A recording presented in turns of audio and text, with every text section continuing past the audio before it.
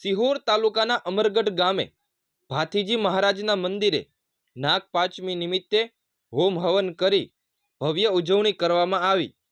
અમરગઢ ગામ તથા આજુબાજુ ગામમાંથી લોકો ખૂબ જ મોટી સંખ્યામાં દર્શન માટે પધારી રહ્યા છે। Bureau report Amargadh. अंदर फूल ने चोखा राखी दीप नारायण नु ध्यान ने स्मरण करी जाओ। दीवाने पगे लागो। हे दीप नारायण तमे अमे जे आज कर्म करीए छे कर्मना साक्षी बनजो। हरे ओम महाचंद्रमा मनसो